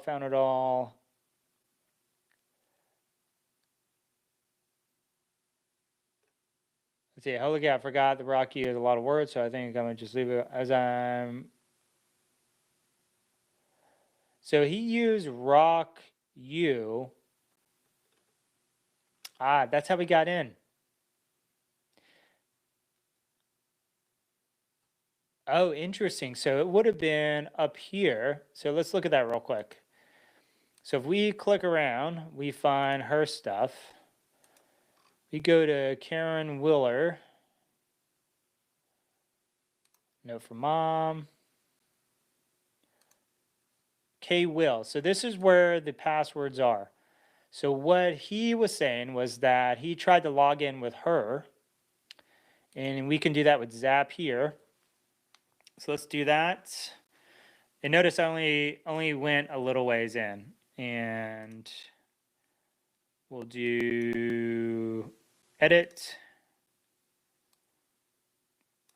Okay, is it Willer? Like, it is Willer. Or is it K Will? K Will. I was gonna say, is it Willer like, what is it, Stranger Things? And I can't even spell Will correctly. So we do this, and then we want to save this, change this, we'll add our file, select, we're going to go to /Kali, what is it, share, so share word list, no, it's user, share, word lists. I'll reach out in a second, I promise. And I'm just going to recreate. I use RockU. We'll run this. And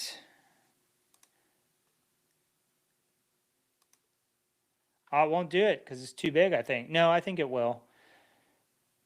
Okay. And then I wonder if we can stop.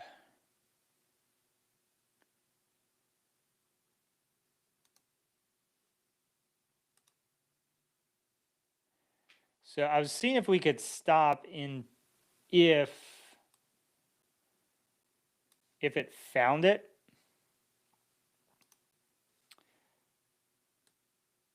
And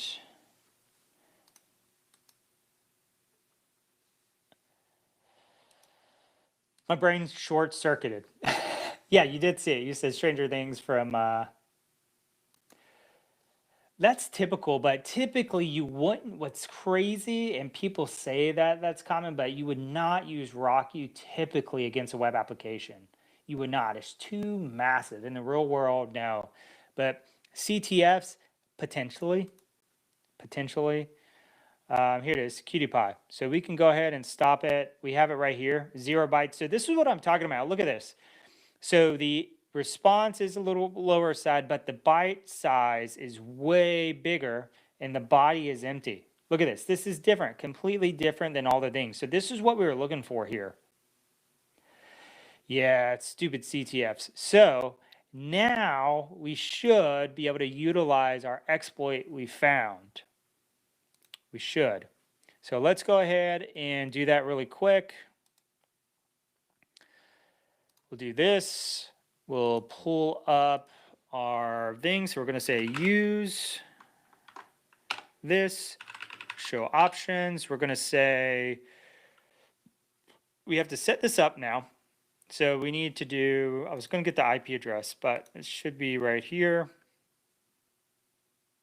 Get the IP from here. Take this. We're going to say set our host to this. We're going to set password to, what is it, QtPie1, set password to QtPie1. Yep.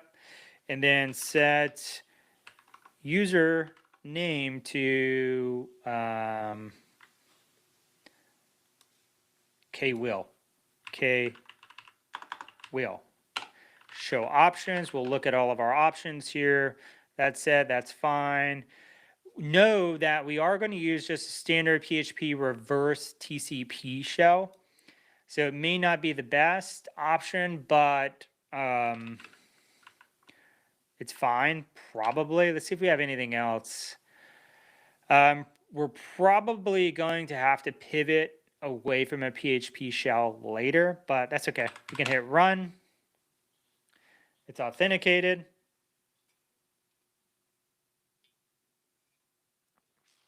It's running the payload. And do we see magic? We're waiting. Yeah, you know, CTFs, and that's the sucky thing. I was thinking about it when I was like sitting there eating lunch today. I was thinking about what I wanted to do in my web course for my guys. And I'm like, you know, the hard part is differentiating between what's normal in the real world and what's CTF-y. And so many people, they go through all these training labs and it's not like it's real world, but it's not real world. Like this is kind of not super real world, but you're still going through the motions that are useful in the real world. So it's kind of interesting, but you want to help them cross that gap between what's kind of play, you know, play whatever game you used to play as a kid, and real world. You know, it's like playing cops and robbers, right? You're going to be a lot more gentle with your brother than you're going to be with a real bad guy if you're a cop. You know, the real bad guys are fighting for their life, potentially may have knives and guns, but your brother hopefully isn't pulling a knife on you. You know? Yeah, I'm curious. Oh, I didn't mean to share that one. I'm curious, Cam, how do you feel whenever you're creating CTFs? Do you ever struggle with making, how am I going to ask this? Do you ever struggle with whenever you're creating a challenge, people aren't looking at it in the same way as you, and you have to do a lot of follow-up work to tweak it, like after different iterations because people just weren't going about it the same way? Or two, here's the second part of the question, or that you created and it was way harder than you thought it was going to be for your folks? I'm just curious because I used to do a lot of stuff, challenges and stuff, and That was the hard part. All right, so let's look at his blog thing. So he did that.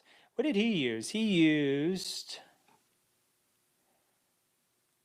WP Scan for it, so that's cool. So lots of tools. That's a cool thing to learn or understand here is there's lots of tools for the same problem. I used Zap because we were already using it for web pen testing stuff. Cam would have used Hydra potentially. This guy used WordPress Scan or WP Scan, which we use to do WordPress scanning. We just didn't use it for credentials and stuff. All right, so here's this image. This is the same thing we found here. This is them prepping. I kind of want to do this on the next one because this is kind of cool. So maybe we'll pick back up where we left off next one. Because this is cool, embedding a payload into a picture. That is a cool one. But we have 9 minutes left. And guess what? I really, really want to get to this resume. AARs, yeah.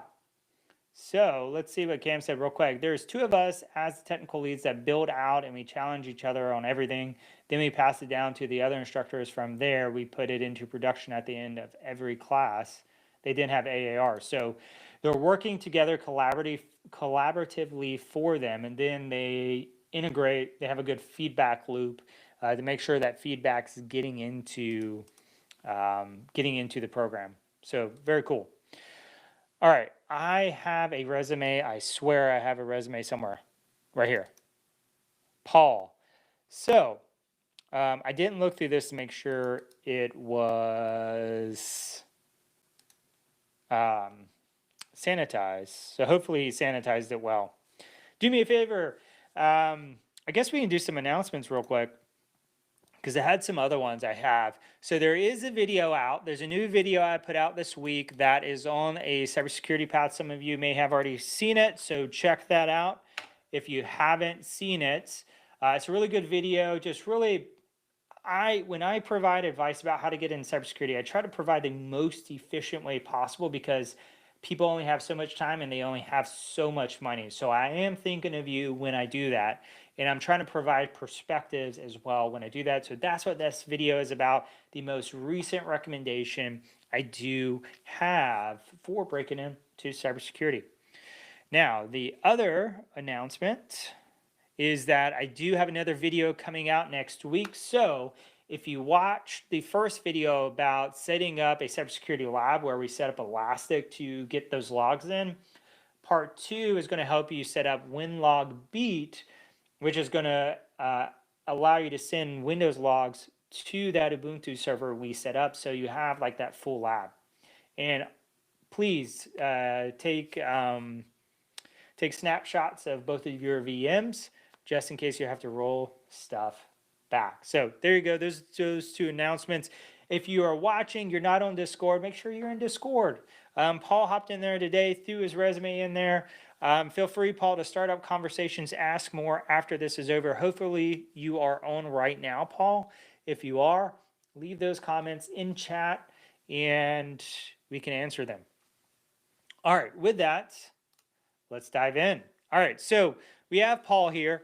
I don't know much about him other than his resume. He asked very nicely if I look at this, so let's do it. SOC focused, soon to be cybersecurity graduate.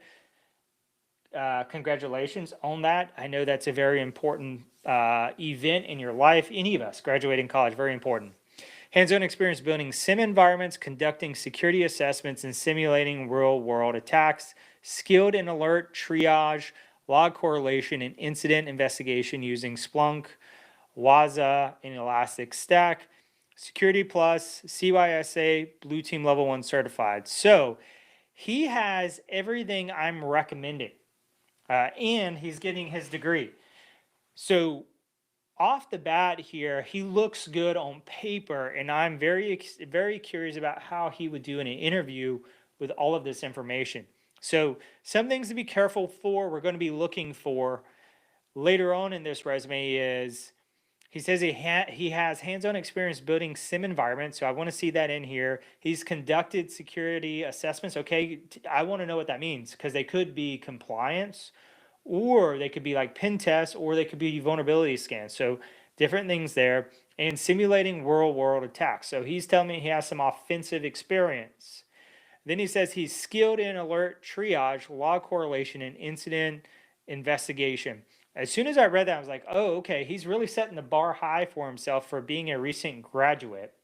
So we're going to see if he overpromised in his description up here at the top. We'll see what that looks like in the rest of this resume. So let's go in. He set the expectation high. He's got those certifications we're looking for. He's about to graduate school with a degree. We don't know if it's a 2-year or 4-year degree yet.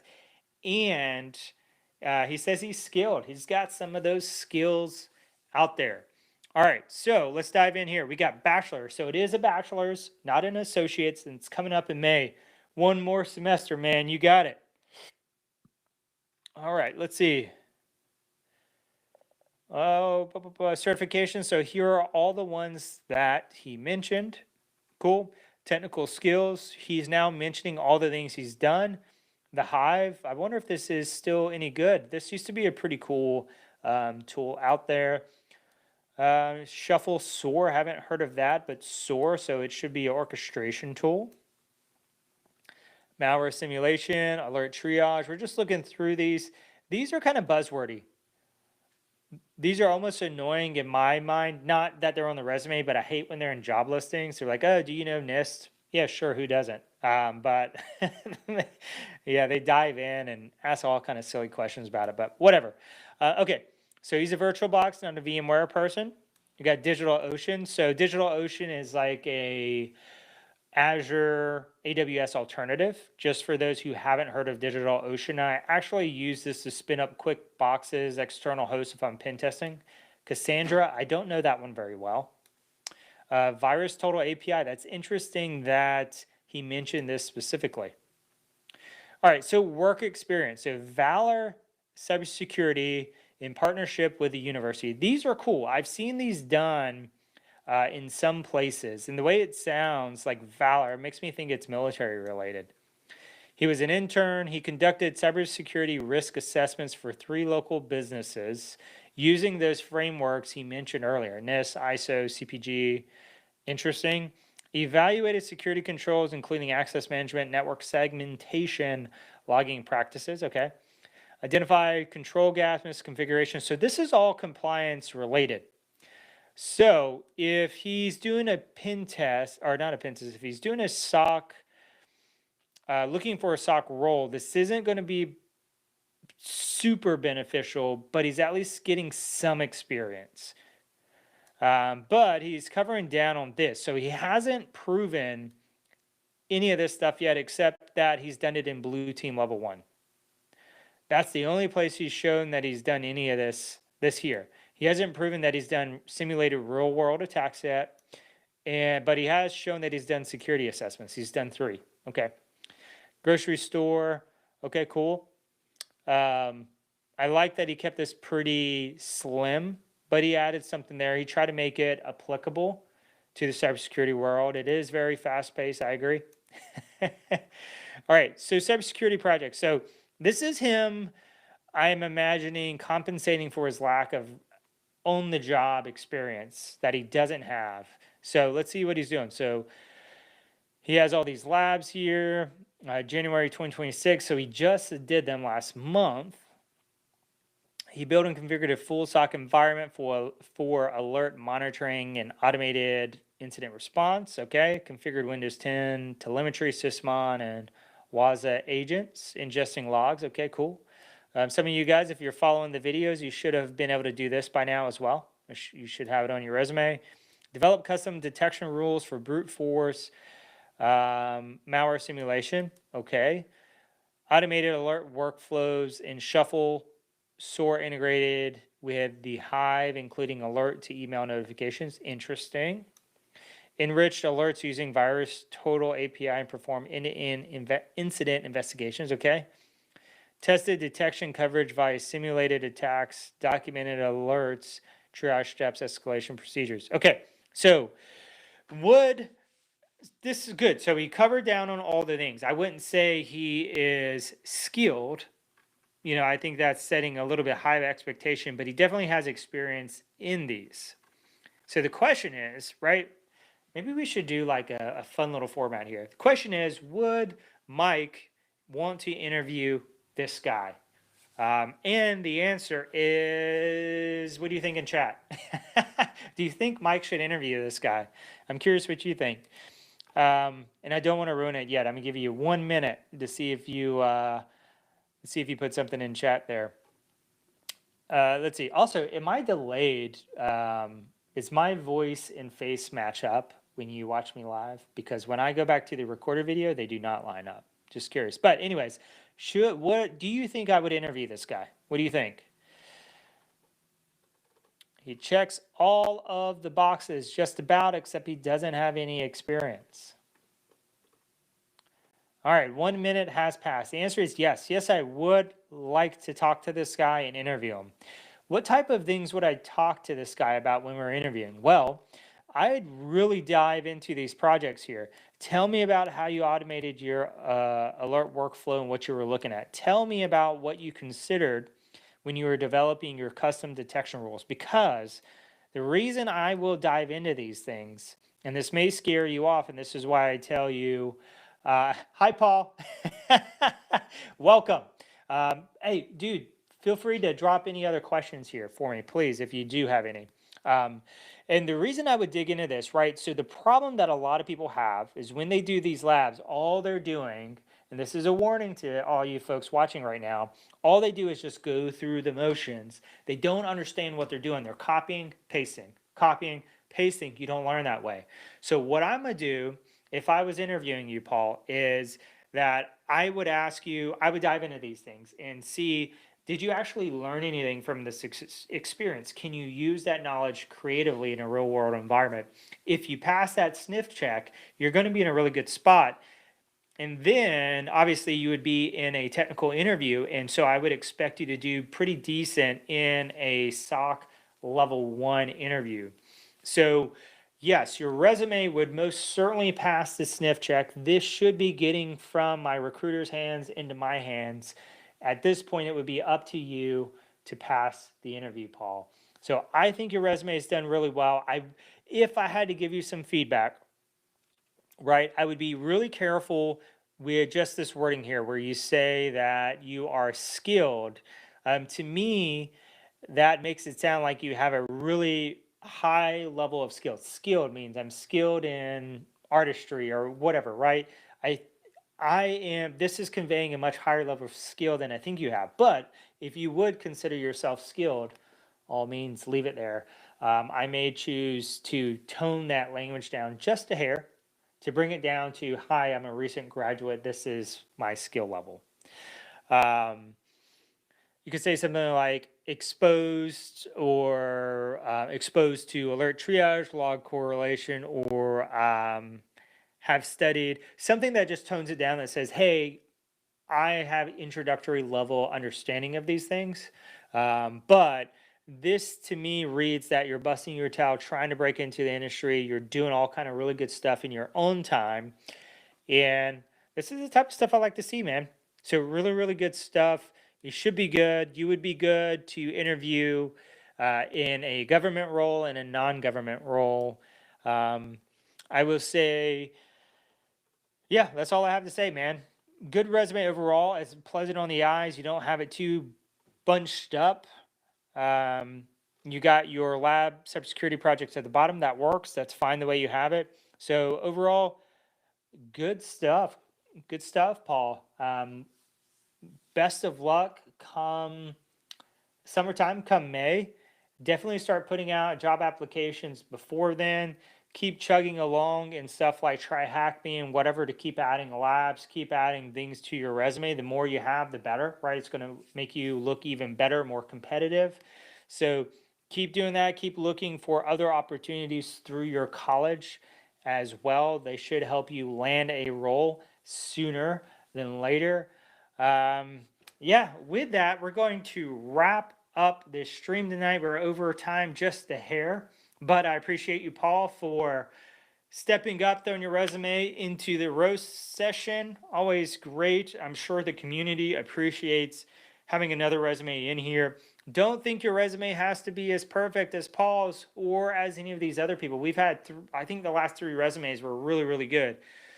Keep working on it. It'll get better over time, I promise, as long as you are doing it intentionally. So that's our big keyword from today's session is be intentional with your journey and it will treat you okay.